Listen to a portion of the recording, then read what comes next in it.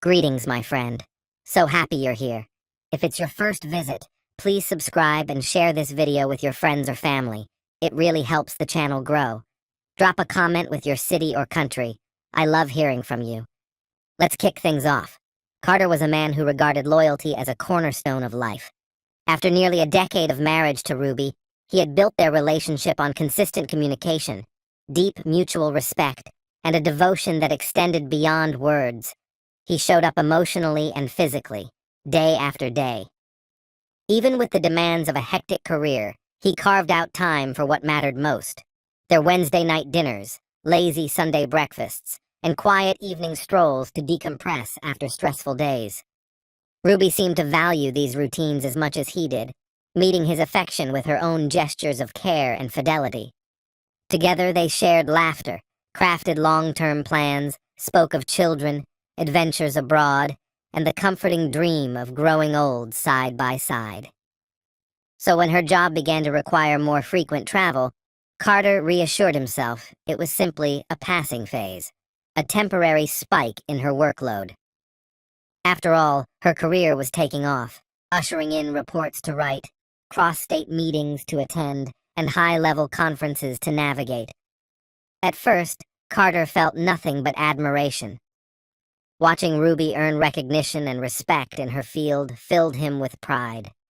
But in time, subtle shifts in their rhythm began to unsettle him. Her once infrequent trips, sporadic and spaced months apart, grew more regular, then routine. Eventually, she was away nearly every other week. Some stretches saw her absent from Monday morning until late Friday night, explaining her presence was needed at crucial investor presentations. One name seemed to accompany every departure: Blake. According to Ruby, he was her detail-oriented supervisor who depended heavily on her skills. She often praised his appreciation for her efficiency, precision, and sound decision-making. Carter tried to take her at her word. Still, he began to notice a change in the way she referenced Blake. Stories about him slipped into conversations more often. Observations about his charisma during meetings, compliments he gave her, remarks on his refined delivery.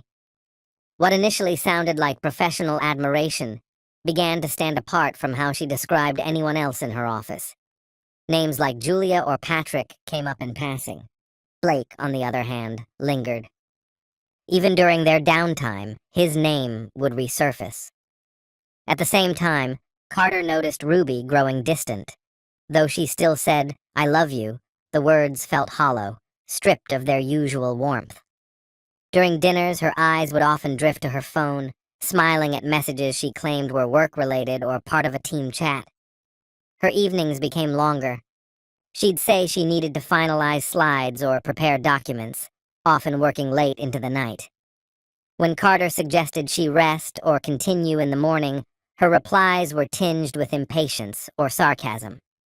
One evening, as he entered the living room, he noticed her screen light up with Blake's name. She quickly flipped the phone face down, saying it was a group text. Carter didn't confront her, but doubt had taken root. And it grew. One night in particular marked a turning point: their anniversary. They never went overboard with celebrations.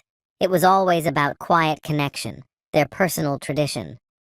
Carter prepared a home-cooked meal, chose a wine they both liked, and arranged the evening with care. Just 2 hours before dinner, Ruby called. Blake, she said, needed her to fly to Chicago on short notice for an important event. She didn't stop at home. She left straight from the office to the airport. Her apology was hurried, ending with a vague promise to make things up to him. That night, Carter sat alone at the table. He moved through the meal slowly, almost deliberately, as if trying to understand the emptiness sitting beside him. The food cooled untouched, the wine tasted sour. In the stillness, he sat, trying to absorb what was slowly unraveling. When Ruby returned, she acted as if nothing unusual had happened. She expressed regret about missing the evening, saying she felt bad. As a peace offering, she cooked dinner herself, laid out cloth napkins, opened a Chilean wine she knew he favored. She smiled, shared amusing stories from her trip, and casually mentioned buying some new clothes while in Chicago. Carter smiled back, thanked her, acknowledged the effort, but a quiet tension sat in his chest, unmoved. Over the following days, his awareness sharpened. Something deep within him had begun to sound an alarm.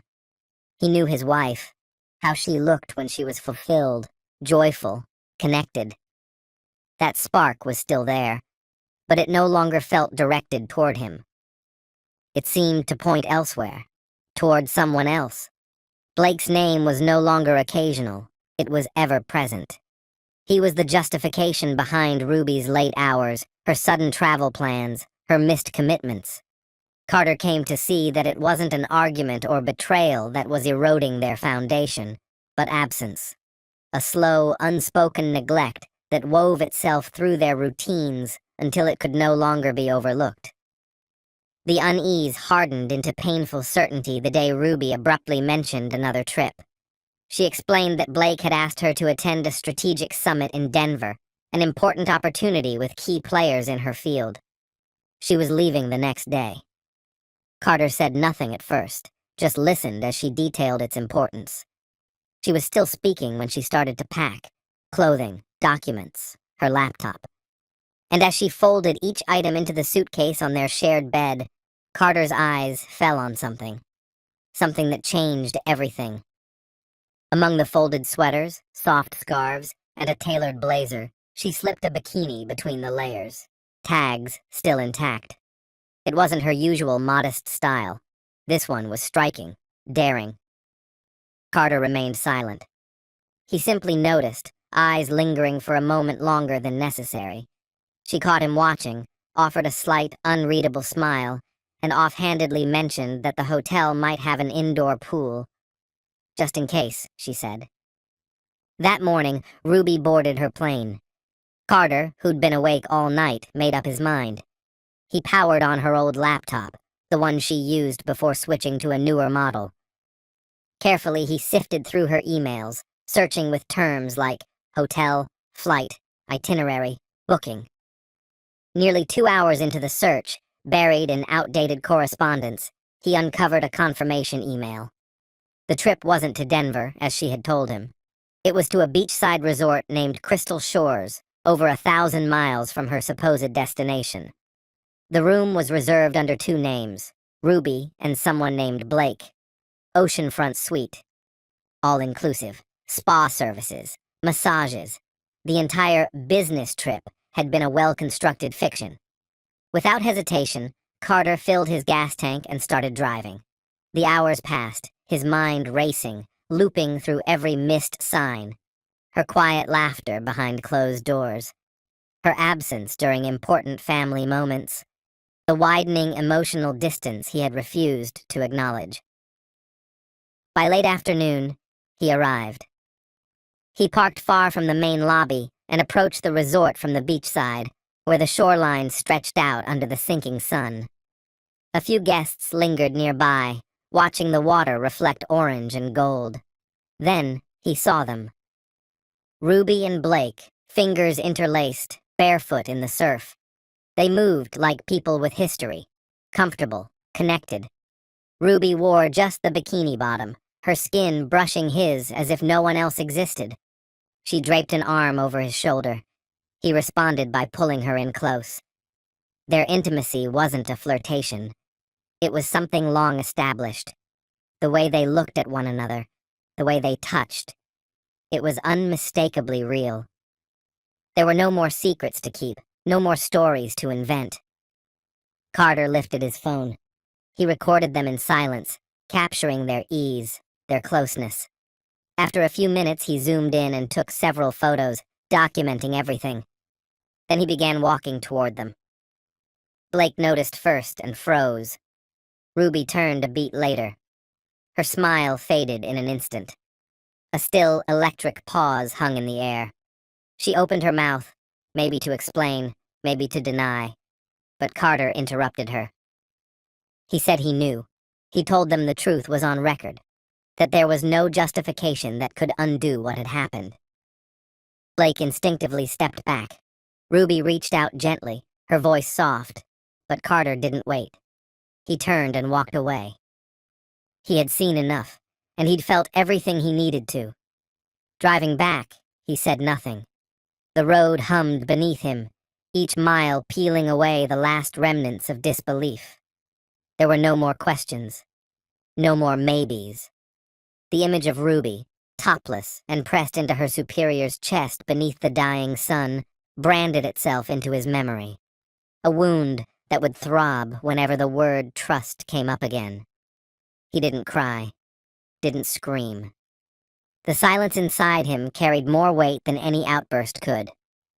When he returned home, he went straight to the closet and began removing her belongings. Every blouse, every fragrance bottle, each item that echoed her presence was sorted and packed with quiet efficiency. Calm, methodical, he filled suitcase after suitcase. He set them on the curb, then re-entered the house and reset the digital lock with a new code. He stood for a moment in the living room, taking in the space, the furniture, the walls, the artifacts of a shared life that now felt unfamiliar. Upstairs, he connected his phone to the computer and transferred everything. The videos, the photos, the screenshots of messages, the forged schedule, the real booking information. He opened his email. To Ruby's HR department, he composed a concise but comprehensive message, attaching the relevant files. There was no bitterness in his tone, only clarity, facts that spoke for themselves. Then he wrote to Miranda, Blake's wife. He'd found her name on social media and traced her email through his company's directory. The message was respectful and carefully written. He told her what had occurred, expressed that she deserved to know, even if the truth was painful. Meanwhile, back at the resort, silence dominated the car ride after the confrontation. Blake said nothing. Neither did Ruby. When they arrived, he dropped the key at the front desk and muttered that he couldn't stay. His skin was pale, beaded with sweat, his hands trembling. He said something about needing to get back before Carter reached Miranda. Ruby begged him not to leave, just for the night. But he was already outside, hailing a cab on his phone. He never turned around. Ruby entered the room alone, her limbs trembling beyond control. She collapsed onto the cold bathroom tiles, clutching a towel like it was the only thing holding her together, sobbing for what felt like forever. In a frenzy of grief, she kept calling Carter, message after message, text after text, a stream of raw pleas. She poured her heart out, confessing that everything had been a horrible mistake, that she felt lost without him, that her love hadn't faded, and that she would do anything to fix what had been broken. But there was no answer, no call back. Not even a sign that he'd seen her messages. When morning came, she forced herself to return home, each step feeling heavier than the last. Her eyes were swollen, her makeup from the day before streaked across her face, and the same crumpled clothes clung to her like remnants of the night's unraveling. As she stepped out of the car, she held onto the smallest sliver of hope. Maybe he'd hear her out. Maybe she could explain. Maybe there was still a path back. But that flicker died the moment she reached the front gate. Her suitcases sat in a neat, emotionless row on the sidewalk, arranged like evidence. The message couldn't have been clearer. What she felt in that instant eclipsed even the shame of the previous night. Her eyes welled up again as she approached the front door. With shaking fingers, she entered the code on the keypad. A red light blinked. She tried again, and again. Each time, denied. The code had been changed. She pressed the intercom. No sound. Waited. Tried once more. Silence. She slowly sank to the ground beside her bags, eyes locked on the door that no longer welcomed her. After sitting for what felt like ages, she glanced at her phone. Her final message remained unread. She began typing a new one, but stopped midway. There was nothing left to say. Everything had already been spoken, or made clear. After a few more minutes in the stillness, Ruby got up, dragged her luggage back to the car, and drove away. Her destination, her mother's house. She didn't utter a word the entire way. Somewhere inside she knew life would never be the same again. In the days that followed, the fallout came quickly. Both Ruby and Blake were placed on leave while an internal review got underway.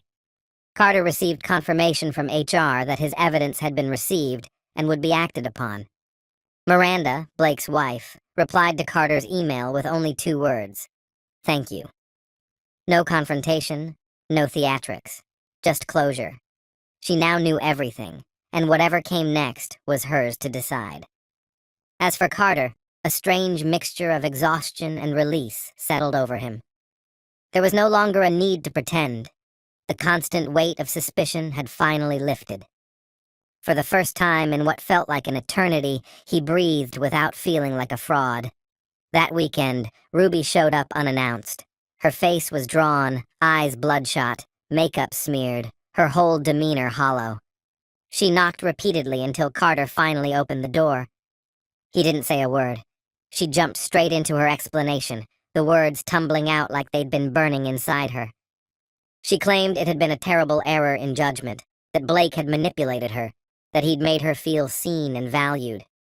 She described the affair as a sequence of impulsive decisions made during an emotional crisis, born from feeling unappreciated and empty at home. She painted herself as someone who'd been searching desperately for what was missing. Carter listened silently, never cutting in. When she finished, her voice cracking, her eyes pleading, he paused for a long moment. Then he looked her dead in the eye, not with anger, but with the finality of someone who had completely let go. His voice was calm, his tone even. "You disgust me." He shut the door, slowly, firmly, as if to seal off the past for good. Ruby remained on the doorstep, stunned and alone. Just like that, the story ended, and Carter's began anew. One no longer burdened by deceit, illusions, or self-betrayal. The repercussions came swiftly and without mercy. Just days after Carter submitted the report, Ruby and Blake were summoned to a meeting with senior leadership and legal counsel. They tried to downplay the situation, calling it a misunderstanding, but the evidence Carter had compiled left no room for ambiguity. Everything was laid bare: unauthorized travel claims, joint hotel bookings that didn't align with any professional itinerary. What had been disguised as work-related trips were, in reality, romantic escapes. Luxury dinners, spa sessions, and couples packages, all passed off as business expenses. Once the finance department began digging, more discrepancies surfaced. Suspicious reimbursements, altered receipts, vague invoices designed to hide personal indulgences. Blake was suspended on the spot. A formal investigation began, with an outside firm brought in for a full audit. Ruby tried to defend herself, leaning on her history of strong performance and dedication, but the violation of trust and ethics was too severe to excuse. 2 days later, she too was terminated. No severance, no parting words, just disgrace. Carter handed over everything to Miranda. Every screenshot, every message, every photo, every piece of the timeline he'd carefully assembled. She didn't hesitate. The instant he crossed the threshold, she told him to go. Blake attempted to explain, offering flimsy excuses in a desperate attempt to justify himself, but Miranda wouldn't waver. Within a matter of weeks, she filed for divorce. Blake moved into a rented apartment and quickly found himself mired in not just the breakdown of his marriage, but also a growing legal storm involving claims of financial misconduct at work. When word spread about the internal investigation, his professional image began to unravel. Clients, feeling misled, started serving him with legal documents. At the same time, Ruby was relentlessly trying to contact Carter. She bombarded him with messages, some filled with apologies, others trying to explain herself, all underscored by desperation. She admitted she missed him, that she regretted it all, that her world had fallen apart. Blake had left her, she said. She felt used and discarded, and the consequences of her decisions had finally begun to take their toll. She told Carter she was temporarily staying with her mother, still trying to understand how everything had collapsed so completely. Carter glanced at a few of her texts but ignored the vast majority. He didn't reply to any. Instead, he turned inward, focusing on rebuilding his own life. He moved to a new city, intent on starting fresh. He wanted nothing that reminded him of what he'd left behind.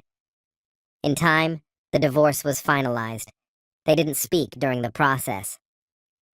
Ruby signed the paperwork without resistance, knowing deep down that contesting it would change nothing. That final signature simply confirmed what had already died the day Carter learned the truth. Their marriage ended not with drama or courtroom battles, not even with a proper goodbye, but with a sterile signature and a mutual, unspoken recognition that love, once betrayed, fades swiftly, while self-respect quietly endures. Carter resumed his morning jogs, reached out to old friends, and returned to painting, an old passion he had neglected during the marriage. Little by little, he started to rebuild his sense of self. He stopped trying to decipher Ruby's motives. Eventually, he came to see that her betrayal was a reflection of her own values, not his shortcomings. What surprised him most came months later. An email from Miranda. It was short, calm, and genuine. She thanked him for being honest, mentioned she was also in the process of healing, and wished him well. Carter sent a brief but heartfelt response. They both acknowledged how fortunate they were to walk away before those relationships consumed them entirely. From then on, they stayed in touch, just simple exchanges, free from pressure or expectations. Two people with similar scars, finding quiet comfort in a shared understanding. Over time, their conversations became more regular. They began sharing small stories, private thoughts, even laughter. And when they finally met again in person, the moment felt natural. No masks, no performances. Just two people who had known pain and chosen to rise anyway. They moved forward with intention, allowing things to unfold slowly, each respecting the other's rhythm. What began as a subtle connection gradually deepened, an honest companionship unburdened by past mistakes. As their relationship flourished, Ruby's life spiraled in the opposite direction. She bounced between job applications, rejected at every turn. Her record, tainted by unethical behavior, had closed many doors. Even her bond with her mother began to unravel. She grew increasingly withdrawn, weighed down by the fallout of her actions. Blake had severed all ties, not only with her, but with their shared acquaintances and old colleagues. Ruby tried repeatedly to start over, but each effort ended in failure. Her regret came far too late. There was no way back.